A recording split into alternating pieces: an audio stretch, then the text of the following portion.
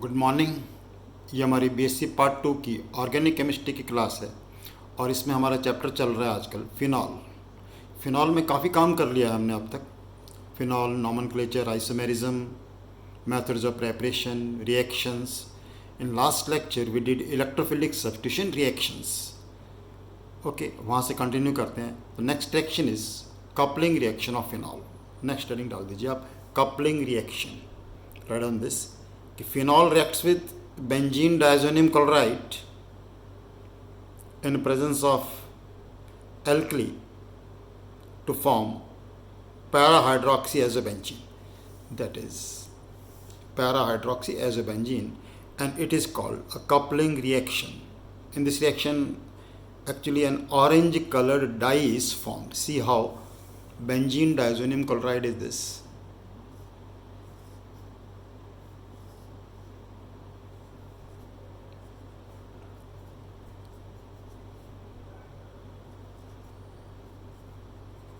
This is benzene diazonium chloride. When treated with phenol,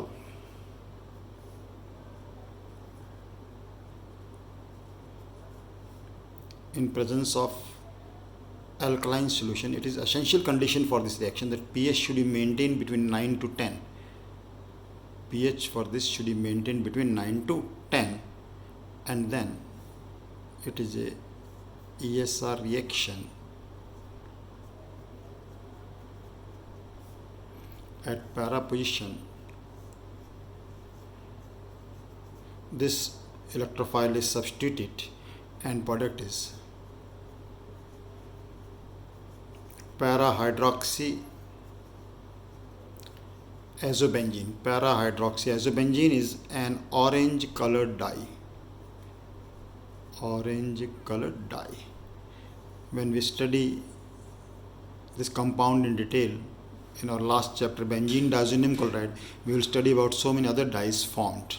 But here we are writing the reaction of benzene diazonium chloride with phenol.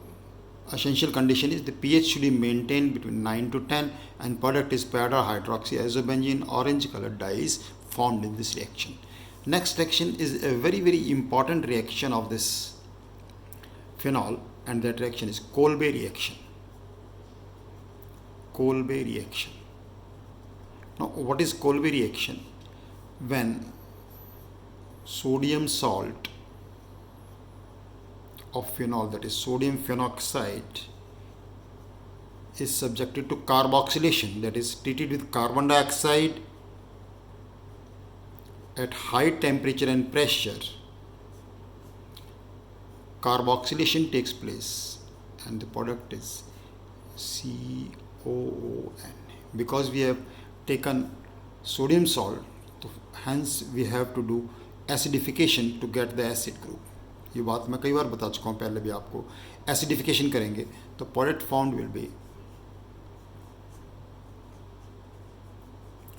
orthohydroxy benzoic acid, and orthohydroxy benzoic acid is called salicylic acid. Salicylic acid.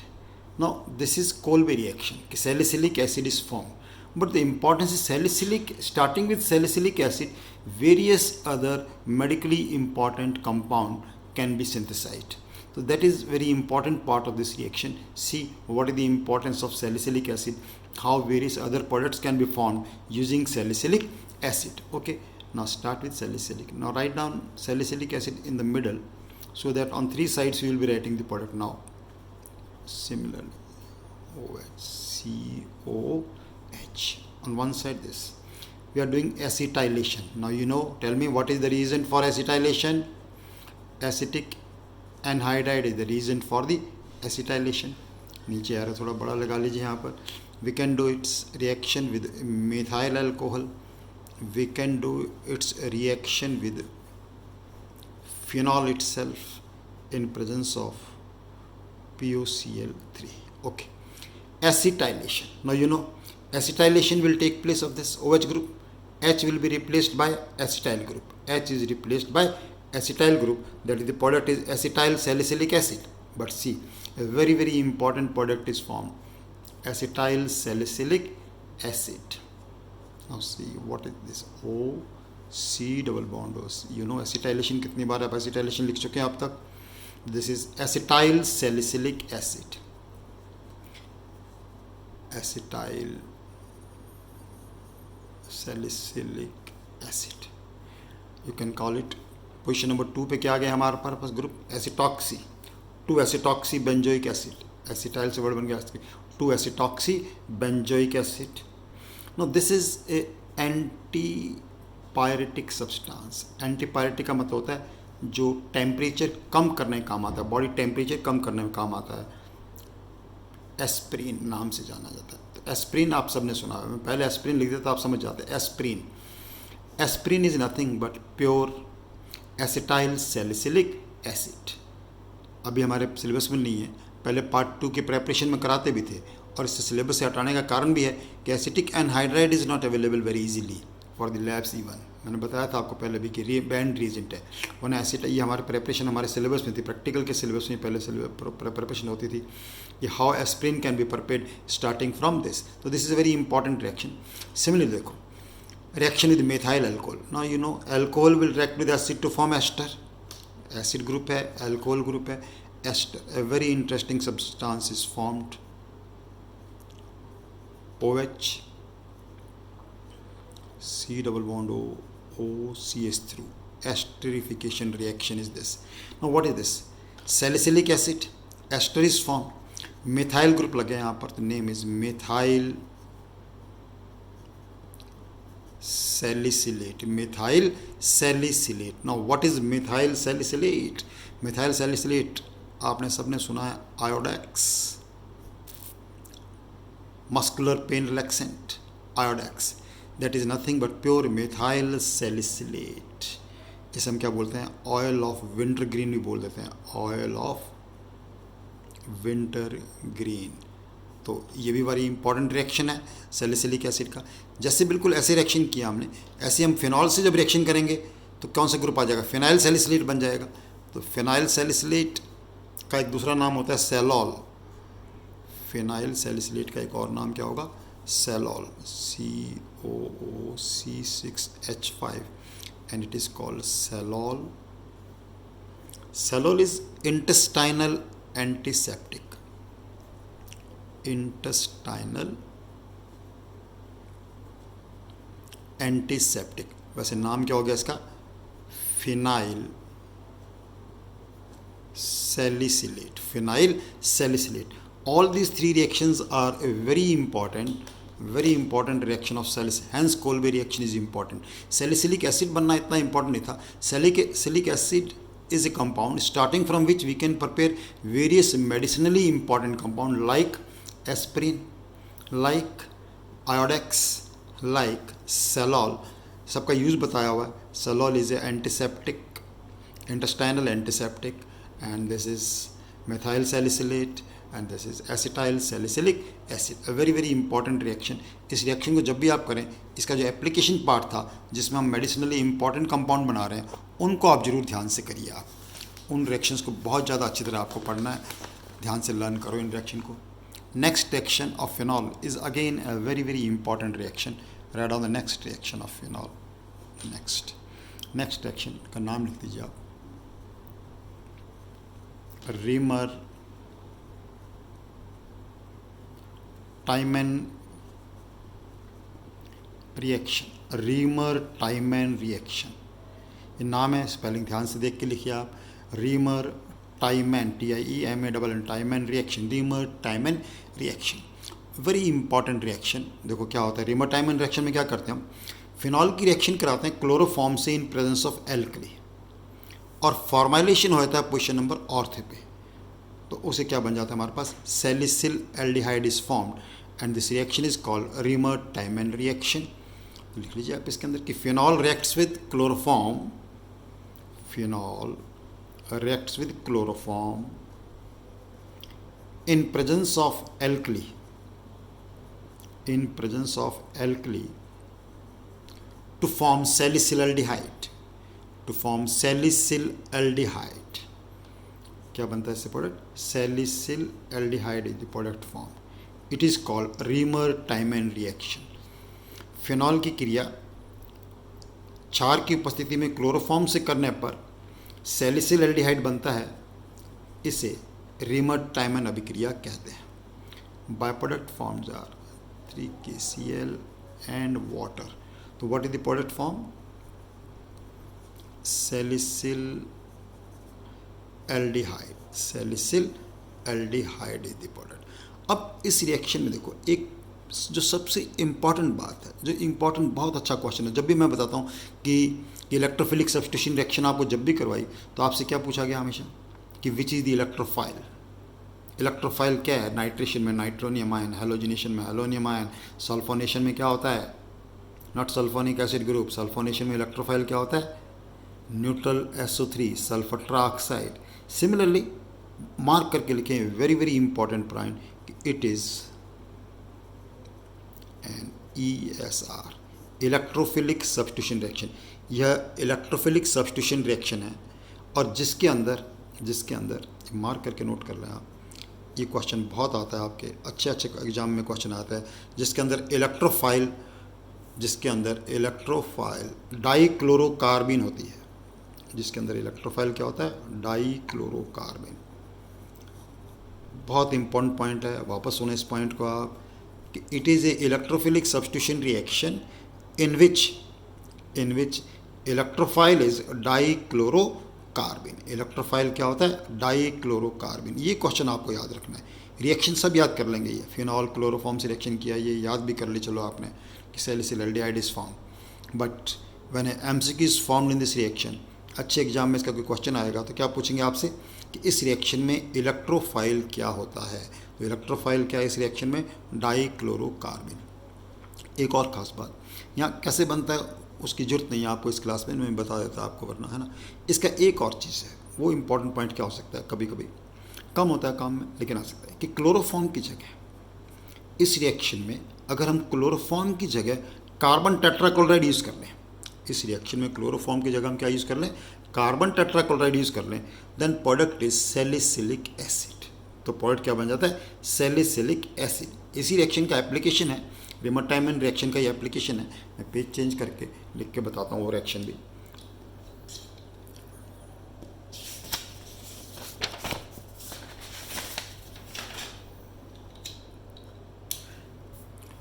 Phenol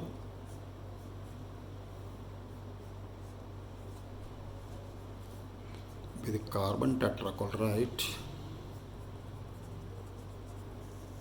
that is chloroform की जगह हमने क्या ले लिया? Carbon tetrachloride. The product now formed is salicylic acid. This application है another. ये भी question हो सकता है कि in Reimer Tiemann reaction if carbon tetrachloride is taken in place of chloroform what will happen? तो क्या होगा? तो उस केस में हमारा आंसर क्या हो जाएगा? In this case the product formed is salicylic acid. उस केस में प्रोडक्ट क्या बन जाएगा हमारा? Salicylic acid is the product form. तो रीमर-टाइमन रिएक्शन अच्छी तरह याद करें, मैंने बता दिया इंपॉर्टेंट क्वेश्चन क्या है इसके ऊपर। Okay, continue with the next reaction. Next reaction आप लिखें, नंबर आप डालते जा रहे हैं नेक्स्ट रिएक्शन का जो भी चल रहा है। चलो 10th रिएक्शन से, fries rearrangement, again a very important reaction. Fries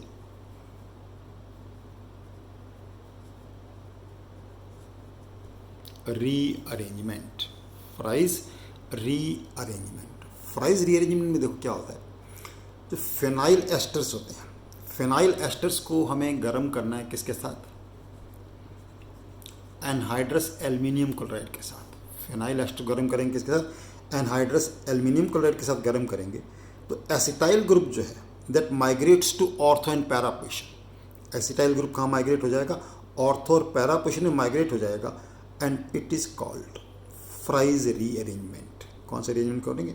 fries rearrangement. Okay, पहले रिएक्शन लिख के बताता हूँ फिर इसकी खास बात बताऊँगा। रीअरेंजमेंट हुआ क्योंकि इसके अंदर नॉर्मली देखो ये हमने एसिटाइल क्लोराइड से रिएक्शन करके बनाया फिनॉल का।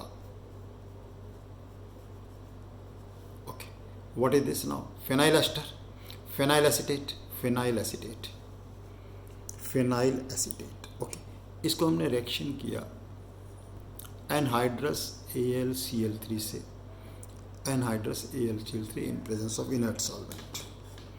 एनहाइड्रस AlCl3 रिएक्शन करेंगे, देखिए क्या होगा। एसिटाइल ग्रुप, ये जो एसिटाइल ग्रुप है, इतना acetyl group, this will migrate to ortho and para position.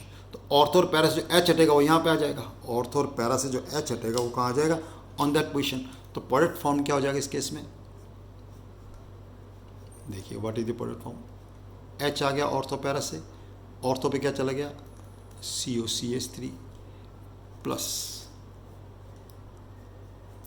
Similarly para पे क्या आ गया, COCH3, यानी क्या बन गया ये, और एसिटोफिनॉन पे क्या लग गया, हाइड्रोक्सी ग्रुप ना, ऑर्थो हाइड्रोक्सी एसिटोफिनॉन, और ये हो गया पैरा हाइड्रोक्सी, एक साथ लिख देता हूँ नाम, हाइड्रोक्सी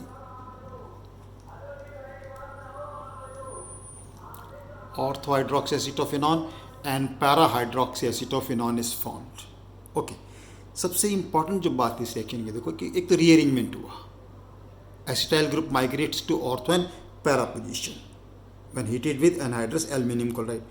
ऑर्थो और पैरा में से कौन सा मेजर प्रोडक्ट बनेगा ये ध्यान रखना है, बहुत इंपॉर्टेंट पॉइंट है, आप नोट करें कि एट लो टेम्परेचर, यानी टेम्परेचर जब बहुत कम होगा, बहुत कम को डिफाइन किया यहाँ पे 60 डिग्री से कम, 60 डिग्री से कम टेम्परेचर होगा, then para isomer is the major product.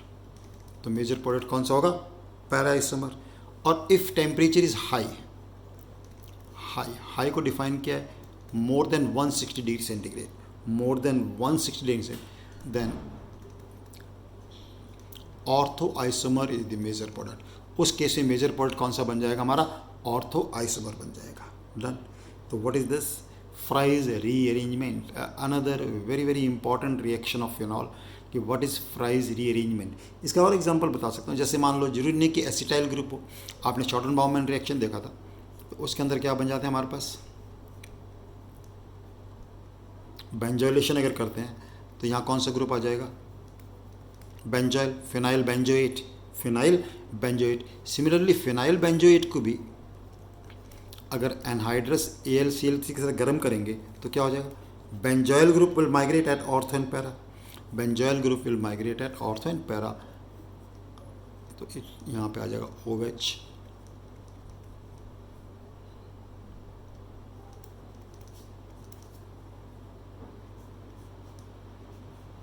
and at para position we'll get C double bond O C6H5 ऑर्थोहाइड्रोक्सी benzophenone and para hydroxy benzophenone. नाम जरूर लिख लीजिए, ऑर्थोहाइड्रोक्सी and para hydroxy,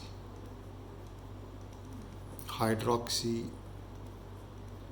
benzophenone, ऑर्थोहाइड्रोक्सी benzophenone and para hydroxy benzophenone is formed. Again a very very typical and name reaction of phenol, Fry's rearrangement. Riemann-Tiemann reaction was very important. This reaction is equally important. Done. Okay, next reaction लिखो आप इसका, phenol का जगह देख के लिख लीजिए। जब नेक्स्ट नंबर जो भी चल रहा है रिएक्शन का देख लीजिए, से 11 हो सकता है नंबर आगे पीछे हो जाए, आप चेक कर लेना। Reaction with, very important reaction, देखो ये इंपॉर्टेंट चीज़ बनती है इसके अंदर, phthalic anhydride, reaction with phthalic anhydride, phthalic anhydride, reaction with phthalic anhydride. इस रिएक्शन को लिखने का जो तरीका मैं बताऊँ ना, तभी आप प्रोडक्ट प्रॉपरली लिख पाओगे, वरना प्रोडक्ट लिखने में भी क्या आती है दिक्कत। इसका क्वेश्चन केवल ये भी आ सकता है, इसमें एक लाइन लिख लीजिए कि phenol reacts with phthalic anhydride in presence of concentrated H2SO4, in presence of concentrated H2SO4 to form phenolphthalein. Phenolphthalein की स्पेलिंग आप देख के लिखिएगा, देखो फिनॉल फिर PHTHALEH to form phenolphthalein. Phenolphthalein आपने कितनी बार लैब में इंडिकेटर के रूप में यूज़ किया है, colourless in acid end of pink colour in base. Phenolphthalein की प्रॉपर्टी हमेशा याद रखो, phenolphthalein is colourless in acid end of pink colour in alkaline solution, ये आपको ध्यान रखना है। अब इसका रिएक्शन लिखने का देखो कैसे, इसका क्वेश्चन ये भी आ सकता है, right down the formula of phenolphthalein. तो एकदम फिनोफ्थलीन का फार्मूला याद करोगे तो गड़बड़ हो जाएगी, नहीं लिख पाएंगे हम कि फिनोफ्थलीन का फार्मूला हमें कैसे लिखना है। मैं बताता हूँ, देखो how to write down the product of this reaction. सबसे पहले आप देखो थैलिक एनहाइड्राइड लिखो, यहाँ पर आप write down phthalic anhydride, Phthalic anhydride is like this.